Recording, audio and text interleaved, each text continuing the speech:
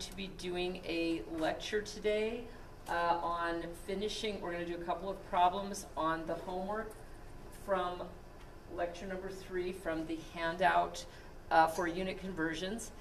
That handout, the completed homework, is due by tonight at not quite midnight, at 1 minute to midnight. So there is not a cutoff time. So if you submit it late, it'll tell you that it's late, but it won't prevent you from submitting it, okay? And if you're a little late, you're not going to lose any credit. So just get it in your best. But one of my friends who teaches English here says don't play chicken with Moodle, because Moodle will, sometimes you'll start to upload something 5 minutes early and it just takes too long or whatever. So if you get a little bit ahead of the schedule, that would be good. But you're not going to get injured by that in this class in any way. So what we're going to do today is we're going to do a couple problems on the unit conversion homework. We're going to talk about any problems, any questions that you have that need to be answered. And then I'm going to begin on chapter 2. And good afternoon. When we just got started, you have not missed anything. So chapter 2 is, there's a lot of content in this. It's really interesting. But we'll be working in chapter 2 for a couple of weeks. So I will have on our Moodle page, I will have a bunch of stuff laid out just like this, where right now we have lecture 1, lecture 2, lecture 3, and then today I'm going to be doing lecture 4, and then I'll do several lectures on chapter 2, and then at the end of that material, we will have a quiz, not a test, but it'll be an online quiz that you can just take on your own. And then, of course, we'll also have a homework submission, and then we'll move forward on to chapter 3. But we're going to be at chapter 2 for at least a couple of weeks or a little bit longer. The other thing I wanted to tell you is for this Friday, although we don't officially have class on Friday, but like I told you, you're always welcome to come if I'm recording in here. This Friday I will be recording ahead of time in my office because I won't be on campus on Friday. So just make sure that you're up to speed with the Moodle page and ask me questions if you have them. Then, of course, Monday is Labor Day, so there will be no lecture for Labor Day at all. So we'll just have one more lecture, and then we'll meet again a week from today. All right? All right. Yeah, all right. We're good to go then. So we were talking about the conversion factor homework. There were a couple of things I wanted to say. Several people have asked me, this problem, number 18, is extremely hard to read. What it says is 1.5 quarts equals how many milliliters. But it's very difficult to read. So when you do that conversion, yes, yep. So I have a question. Sure. Do I just have to show the whole operation or just input it? You can just show me your work, whatever it's going to take you to get it done on your homework. Yeah. No, that's fine. When we get into the chapter 2 and chapter 3, the problems will be more involved and there will be more steps, that you'll want to show me. But on this, it's pretty quick if you're comfortable with that. All right, now I had a couple of questions about the acceleration equations, and I did record a little short video about this, but let's come over here, and I'm going to do a couple of other problems. Now, when we talk about the acceleration equation, first of all, acceleration is the rate of change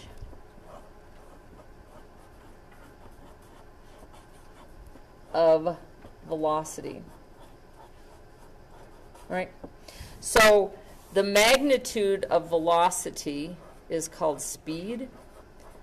And so you can say I'm going 60 miles an hour. That's a speed. If you say I'm going 60 miles an hour in a straight line direction between here and Billings, that would be a vector because we have both a magnitude, 60 miles an hour, and a direction toward Billings. Of course, toward Billings is a little hard to put in a coordinate system, so we would use x, y, or east-west, or something like that.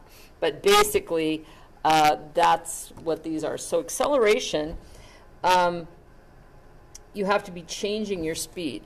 So, like, for example, if you started out here on 7th Street and you stopped at Division, at the stoplight, and then you put on the gas pedal and you continue to build your speed up, which I wouldn't recommend because there's people on crosswalks and so forth, but you built your speed up, and so you're going 0 miles an hour and then 5 miles an hour, 10, 15, 20, 30. There's an acceleration in that. If you remain the same speed, if you go 5 miles an hour the whole way, your acceleration is 0. Okay, so you have to change your speed in order, or you have to change your speed or the direction of your movement in order to have an acceleration. So the acceleration then, if we look at, and this is a good point, the average acceleration is basically, there's two different kinds. There's average acceleration and instantaneous acceleration, because acceleration itself can change over time as well. But what we're really talking about here is an average acceleration. So if you're looking at a distance and how long it takes you to go from one place to the other, you're really looking at an average velocity and an average acceleration. All right, so let's see. Did you want me to work problem number 2? Was that one? Okay. So we'll start with problem number 2. And it tells me that a rock accelerates toward the ground at 9.81 meters per second squared. Turns out that is the acceleration due to gravity. So if you drop something in the absence of air resistance or friction, it's going to move toward the ground until you reach a terminal velocity at this rate, at 9.81 meters per second squared. Okay? So in other words, let's do this. Position is in, say, meters or units of dimensions of distance, length. Velocity or speed is in meters per second or length per time. And acceleration is meters per second squared or length per time squared. All right. When it's dropped from the top of a bridge, if the rock is originally at rest, okay, so we're here at the bridge. This is just a little railing for the bridge. And we drop it from the top of the bridge with an initial velocity of 0 because that's at rest. And it falls down under this acceleration. If it falls for a time of 4.78 seconds, how fast is it going right before it hits the ground? So in other words, we want to know what the V sub f is. Well, we want to know V sub f. V sub final obviously is 0 because it hits the ground, but we're talking about just right before it hits the ground. So the other thing about these equations is they have to represent mathematical functions. When something splats into a wall or splats into the ground, that's not governed by the mathematical equation, is it? That's an external force acting on it. So we're talking about how fast, if it accelerates at this rate, starting at 0, what will its speed be in 4.78 seconds? Okay, so the equations that we use are called kinematic equations.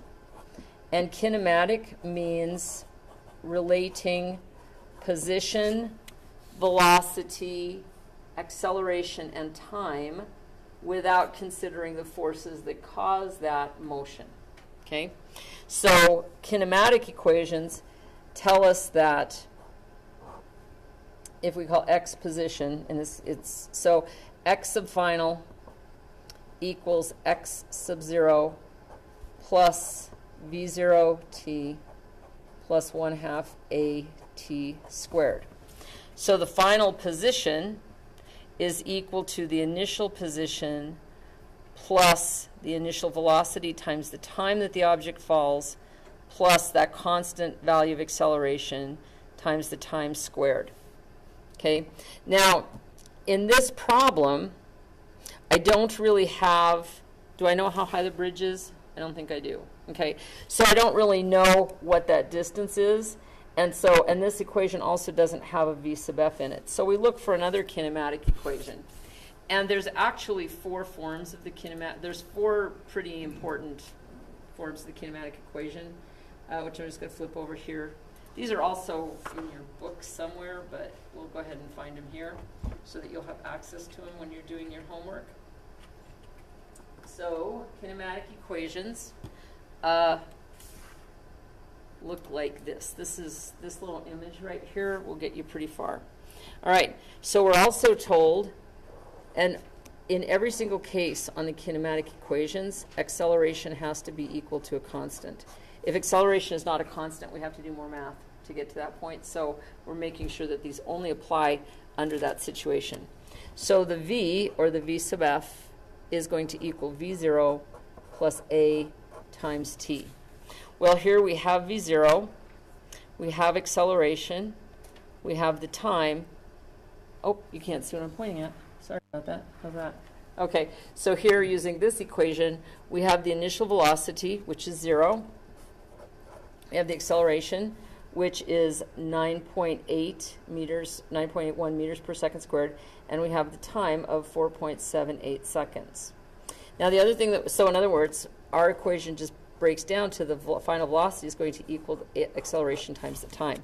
Now when we work this problem, we also have to be careful of our units. We have to make sure that everything comes out in appropriate units. So if our acceleration is 9.81 meters per second squared, and we multiply by the time that this object falls of 4.78 seconds, that should give me v sub f. I have seconds in the numerator, seconds squared in the denominator, so the seconds in the numerator cancels against one of the seconds in the denominator, and I'm left with meters per second. Is meters per second a good unit for velocity? It is. So we just go ahead and we multiply 9.81 by 4.78, and the answer is that the final velocity right before it hits the ground is 46, my calculator tells me, 0.89, I'll go ahead and write it out, talk about significant digits, 8918 meters per second. Okay, so first of all, the answer has to be a number with units. The units have to be worked out. Because like, for example, if this had been in kilometers per hour, we would have had to convert it to meters per second or something per second in order to make the units work out. Here's the other thing. 9.81 is a given math fact. The data that we have measured, 4.78 seconds, is what's going to determine the number of significant figures in our answer. So this data point has 3 significant figures. That means our answer should have 3 significant figures as well. So I would write that as v sub f equals 46.9 meters per second. Okay.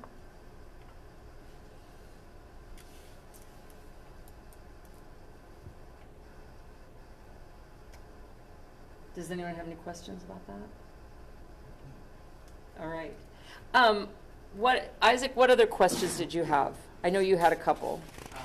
Just that one, and then it's not so much with the calculation portion, it's just more of setting up the problem. Yes. Which equation?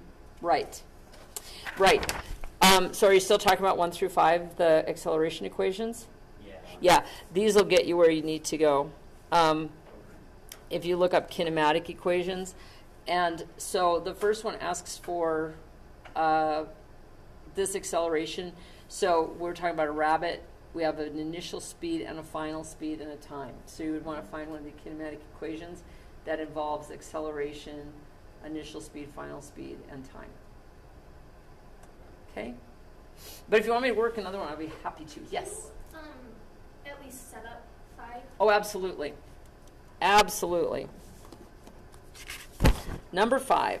We have an average acceleration of negative 0.50 meters per second squared. Okay, that means we are either decelerating, in other words, we're slowing down, or we're accelerating going backward. So I'm going to assume we're slowing down, but that's not necessarily true. How long will it take a cyclist to bring a bicycle with an initial velocity of this to a complete stop? Okay, so we are definitely slowing down. We're starting with an initial velocity of 13.5 meters per second, and we want to go smoothly to a final velocity of 0, and we want to know the time that that will take. All right? So if we go back to that page showing us the kinematic equations. We want velocities, acceleration, and time.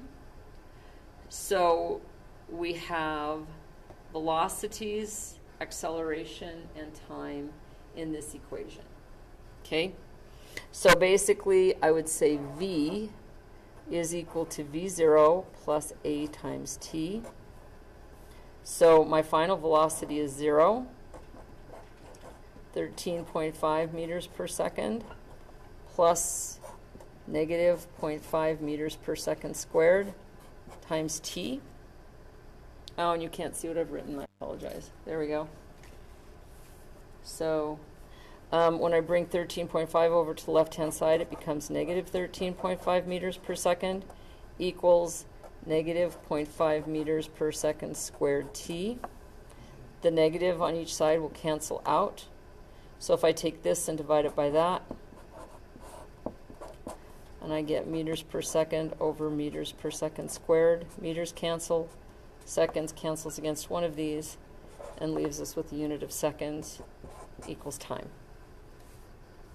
So the answer is actually 13.5 divided by 0.5, which is 27 seconds.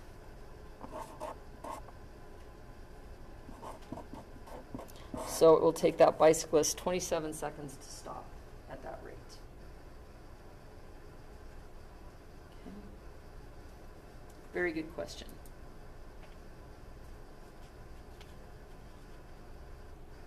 All right.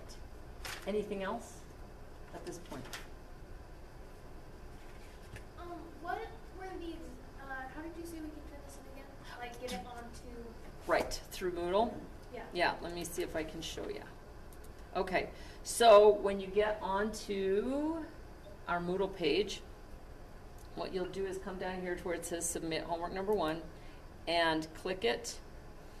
And it looks a little different from the student side, but in here it will ask you to submit a document.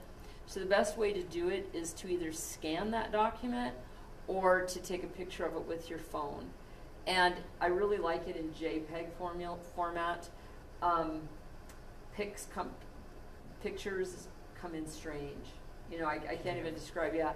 So PDF is great, or a JPEG is okay, but if you do it like in Photoshop or something, it just comes in weird. So if you can go for those versions, if you have more than one page, use a program like Office Lens to make it all in a single file. I didn't limit the number of files, but it's better if it comes in a single file. All right? And if you have any questions when you're submitting, I won't be awake at midnight to answer them, but I will get to you first thing in the morning. So, all right. So, do you guys have any questions at this point? All right. What we're going to do next is we're going to talk a little bit about vectors. And we're going to learn some nomenclature. And I usually find that students are sort of all over the place in terms of what they know about vectors and doing math with vectors. So we're going to start by defining what a vector is, which is a number or a quantity that has a magnitude and a direction. Okay. And so they are designated in your textbook. Your textbook likes to use the letters capital P and capital Q to start. They can be any symbol at all. But the way that your textbook designates them, a vector, is by bolding the variables. Okay, that's really hard for me to do on an overhead. So I will designate them meaning exactly the same way, either with a little arrow over it or sometimes with a cap. Okay, all of these things mean exactly the same. But if a number has a magnitude only, that's referred to as a scalar. So some numbers that are very intimately related to each other. For example, like I said, velocity is a magnitude plus a direction. So for example, 60 miles toward Billings, which toward Billings is direction. It's also a terrible direction. You could also say 60 miles at 30 degrees from true north. All of these are vectors. Or you could say, and I haven't done the math on this, but you could say 40 miles north and 30 miles east, which brings up another interesting point, which I'll talk about in just a minute. We have to go, and so is position. Position is also a magnitude and direction. Speed is, or distance, that should be not really a position, but a displacement. Okay? Speed is, for example, let's just say 60 miles per hour, no direction. Okay. Now, when we have vectors and we add them, subtract them, multiply them, and divide them, it works a little bit differently. And we sort of know this in one way from trigonometry. So if Powell is here, and I'm making up these numbers, please don't listen to these numbers and try to get to Billings, because I have no idea where you're actually going to end up. But yes, you'll be out in the Pryor Mountains somewhere, perhaps. But if I were to say the linear distance between Powell and Billings is 80 miles at a direction of 30 degrees from true north. Okay? If I were to break that up into a north piece and an east piece, the north plus the east is going to be greater than 80 miles, isn't it? So in other words, the shortest distance for me to travel in normal space is to go in a straight line from here to there. If I go one direction, make a 90-degree corner, it's going to take me longer. So what that really tells us is that vectors add, subtract, multiply, and divide. I know it's a pretty big extrapolation, a little differently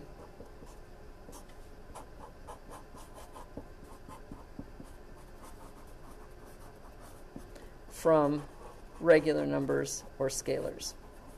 And the reason is because you have to take into account the direction as well as the magnitude.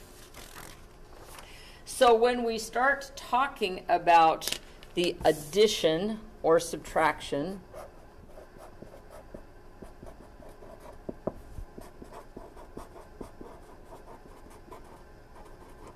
of vectors in a plane, I'm going to talk about that in just a moment here. What we find is we have to add, subtract the components of the vectors. All right, so what I mean by that is, let's just say we're going to go Powell. This is a big day for us. Then we're going to go Billings, and then we're going to round up. Okay? So if I drive from Powell to Billings, or I go from Powell to Billings in a straight line, and then I drive Billings to Roundup in a straight line. It is a long distance.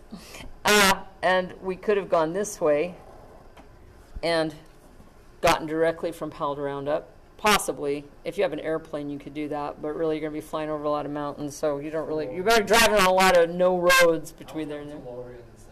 There you go. I like that. That's a good plan. Because as long as you get from here to here, the answer is the same, right? But we have to add up the amount, for example, that we go north and the amount that we go east. And in this case, the amount we go north from Powell to Billings plus the amount we go north from Billings to Roundup. And if we do something with that, we're keeping it north. And then we add the amount we go east from Powell to Billings and the amount we go east from Billings to Roundup. That is going to be the north from Powell to Roundup, and this is going to be the east from Powell to Roundup. Okay? And then once we determine that number, we could come up with a new angle of navigation or a distance from the north axis. And this is actually the basis of navigation both by sea and by air, where you're not limited or helped out, depending on how you look at it, by roads.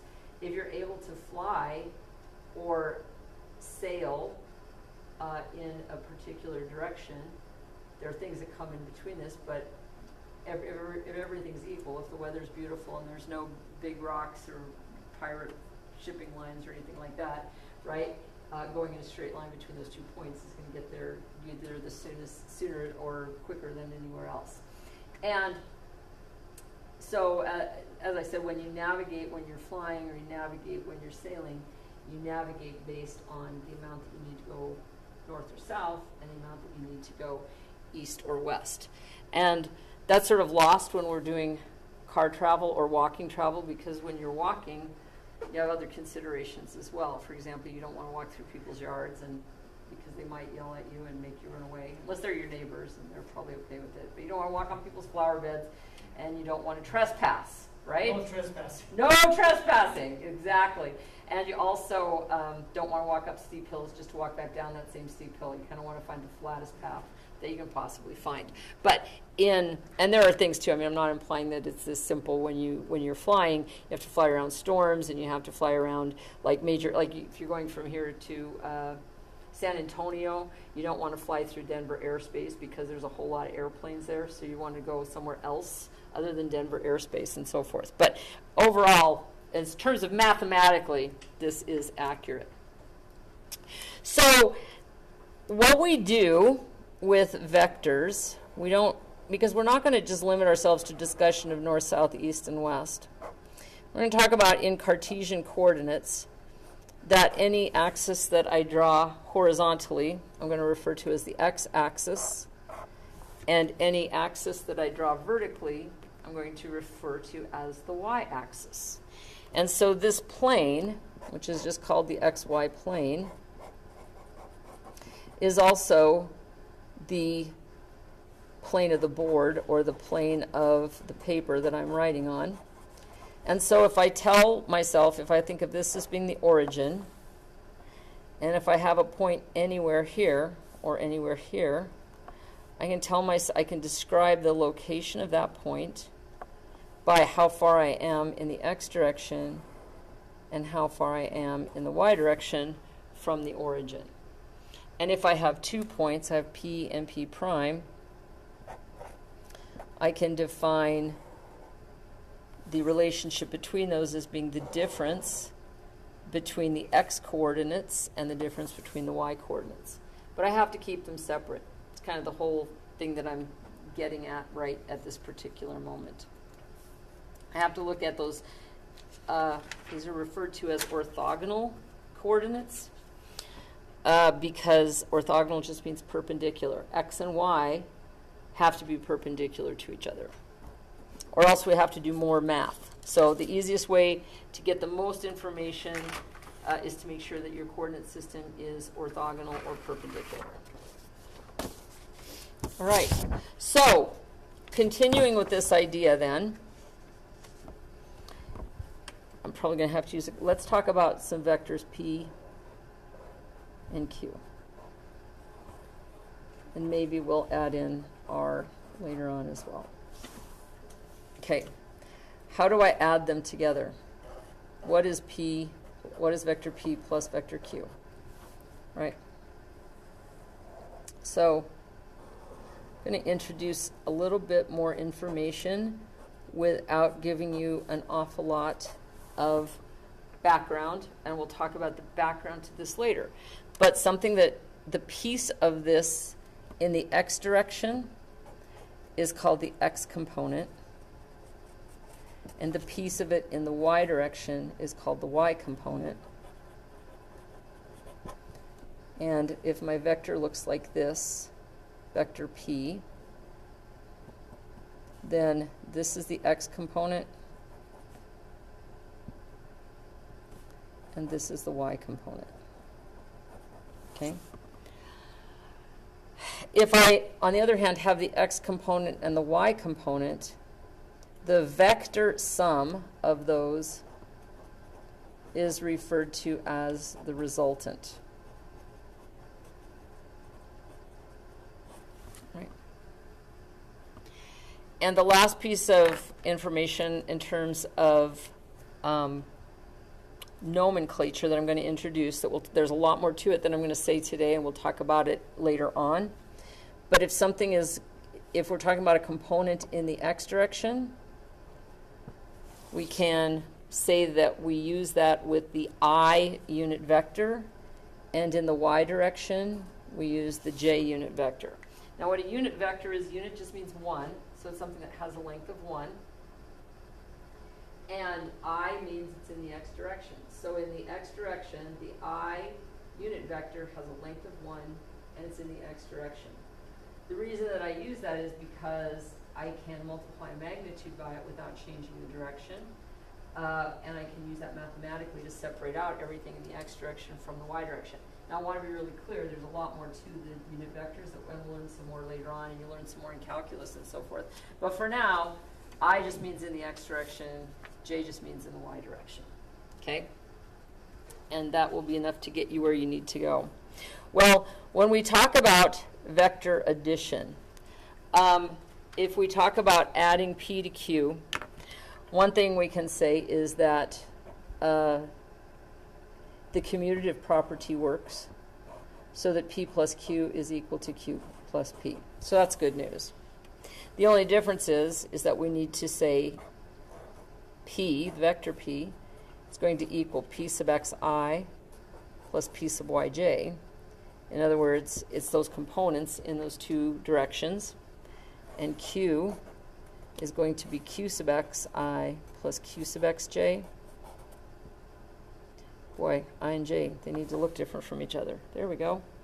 And so if I add them together, the vector sum, p plus q, is going to equal the quantities p sub x plus q sub x in the I direction plus p sub y, q sub y in the j direction. So in other words, we add them, but we add the components together and keep them separate using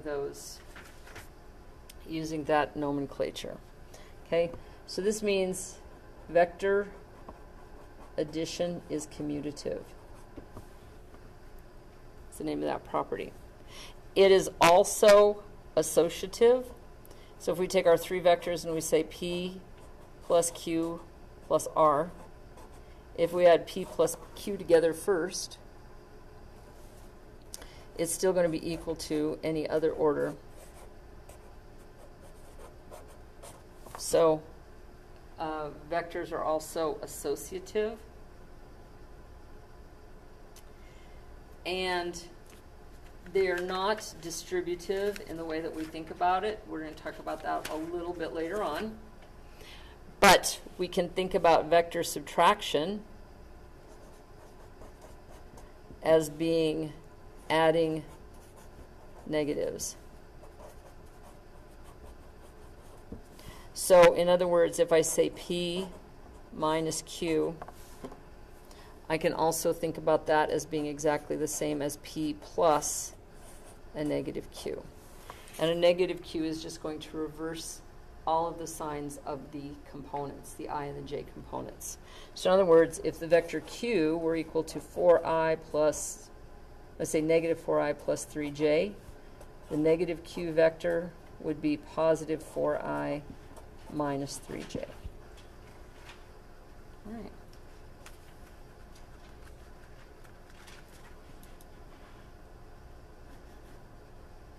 All righty. So, what difference does this make? Well, now we know we can add vectors together to get a resultant. And so we're going to look at a little applied problem that will exemplify this. And then, of course, I will give you a couple of homework problems to work on this as well. Now, another thing we're going to have to pull out of our bag of tricks at this point is a little bit of trig. And so we're going to talk about if we have a vector like that. Let's just say that we have a vector, speed, velocity, position, acceleration, forces are all vectors. So I'll start by saying force is a vector.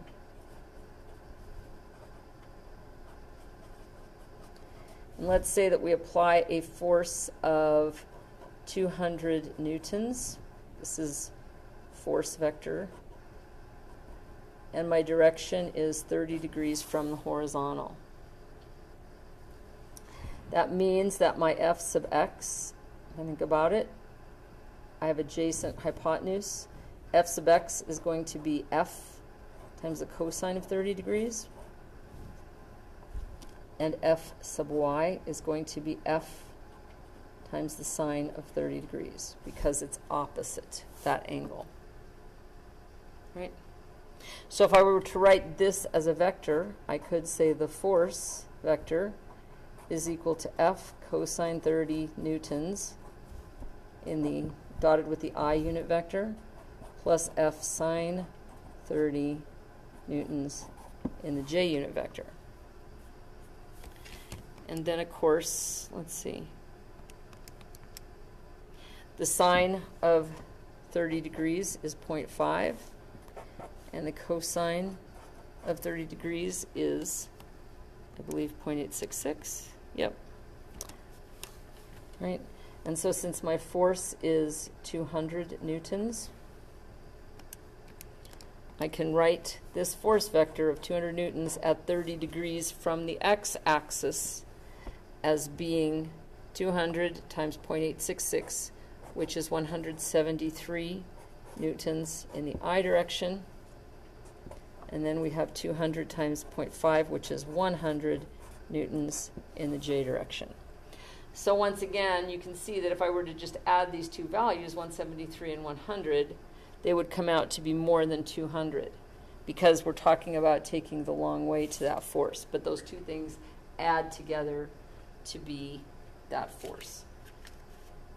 Vectorially add together, not arithmetically. They add together in terms of the vectors. All right, so what we're doing in the first section then is taking vectors and either adding or subtracting them, but we're taking into account the x direction and the y direction. So the problem I'll do for you to get started is problem 2.1. And then I'll probably assign 3 homework problems from this set tonight and maybe a couple, and then I'll go on to the next set for our Friday lecture. But we're just going to kind of cover some of the basics. And we're going to get more and more formal about the way we represent vectors so that we can do more and more types of work. But in your textbook, problem 2.1 says we have 2 forces applied to a hook, and this is what it looks like. We have a hook that's screwed into a table or a board, and we have a force of 600 newtons applied and another force of 900 newtons applied. And we're told that the angle, they draw a little dotted line here, which is to indicate horizontal. So they tell us that this angle between the horizontal and the 900 Newton force is 30 degrees. And then the angle between the 900 and the 600 Newton force is 45 degrees. And they say, now I'm going to give you another piece of, it says use the parallelogram law and the triangle rule to find the magnitude and direction of the resultant force. Those are both graphical solutions, and your authors talk about them, but we talk about them and then we immediately get into the idea of I and J components. So I'm just going to start with I and J components, okay? So let's call this vector P and this vector Q. And so let's look at Q. Q is at 30 degrees from the horizontal. So that's going to be 900 newtons times the cosine of 30 degrees in the I direction. And it's positive because it's going to the right. It's also going up. So 900 newtons times the sine of 30 degrees in the J direction. But now let's look at P. We don't want to reference P from Q, do we? We want to reference P from the horizontal. So what angle does P make with the horizontal? Yes, 75 degrees. Very good. So P is equal to 600 newtons times the cosine, not of 45 or 30, but of the sum of those two things, 75 degrees I. And it's also positive in the x and the y direction because it's going to the right and up. Those are what are defined as positive, generally speaking. And it's 600 newtons times the sine of 75 in the J direction. All right, so now we can find these numeric values. I'm going to go ahead and get another piece of paper here so I don't have to write small. Can we move that out for a second? Oh yeah, absolutely. Hang on just a second. Usually the pop up.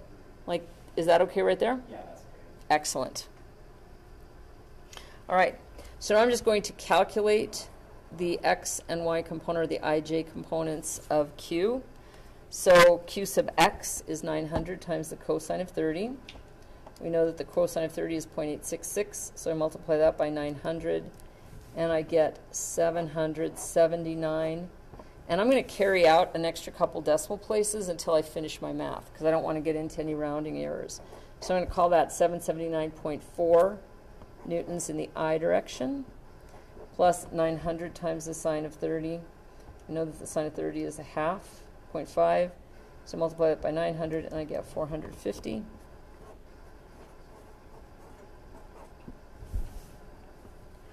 And then P is 600 times the cosine of 75. The cosine of 75 is 0.25 something. So multiply that by 600, and I get 155.29, which is our 0.3 newtons in the I direction, plus, now I need the sine of 75 times, sorry, it just looked weird for a minute, but it's right, times 600 to get the J component. So this is 579.6 newtons in the J direction. Okay, now why do you suppose I wrote these on top of each other like this?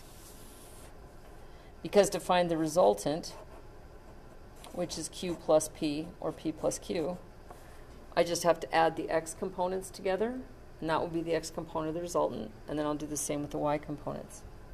So if I take 779.4 and add 155.3, I get 934.7 newtons in the I direction. Then I add 450 plus 579.6, and I get 1,029.6.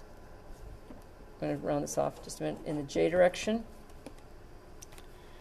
And this is my answer until I look at my significant figures, and I see that both of these are actually written with one significant figure. So I certainly don't want 4 or 5 significant figures, do I? So I would say then R, just rounding it down. I would still call this, even though it's only 1 in the number, I would say 930 newtons I. If you said 900 or 935, that would be fine with me. 1,029.6 looks like 1,030.